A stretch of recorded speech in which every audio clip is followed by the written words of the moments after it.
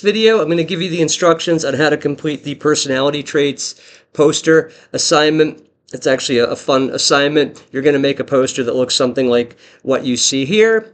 You are going to take 5 personality assessment tests, and there we go, fix that. And there are links to these attached in Google Classroom. So what you're going to do is take these personality tests, click on the link, it'll ask you a series of questions, it'll give you interesting information about yourself, and then you're going to record that in the Google Doc that is attached to part 1 of this assignment. So it's a two-parter. Part 1 is take the personality tests, record the results in the Google Doc.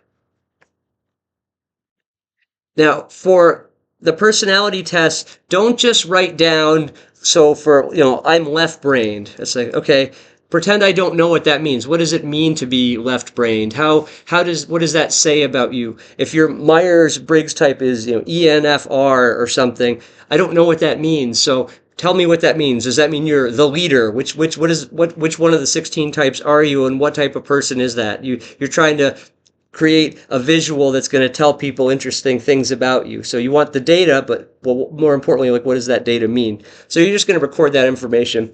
And then for the Myers-Briggs type, look up on Google like recommended careers or maybe careers to avoid, because that's very interesting information as well.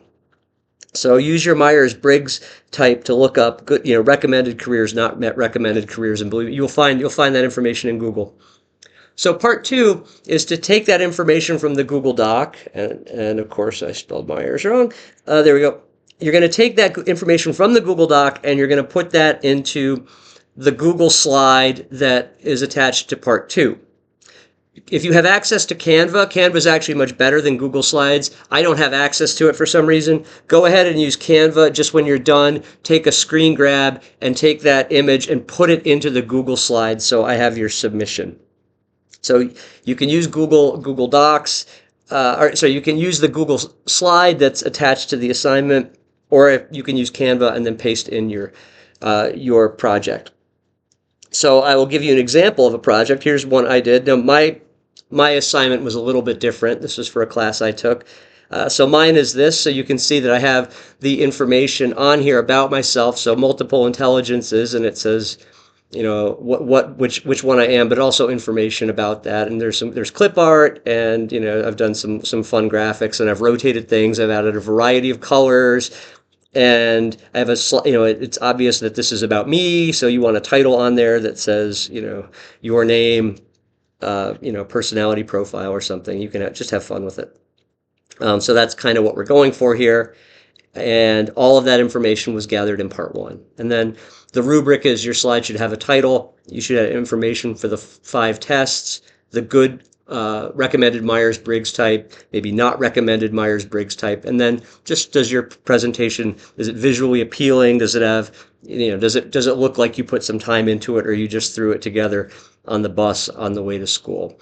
But I think there's if you get something in the ballpark of that, you're in good shape. So just clip art, fonts, colors, variety. Just add variety, well organized visually.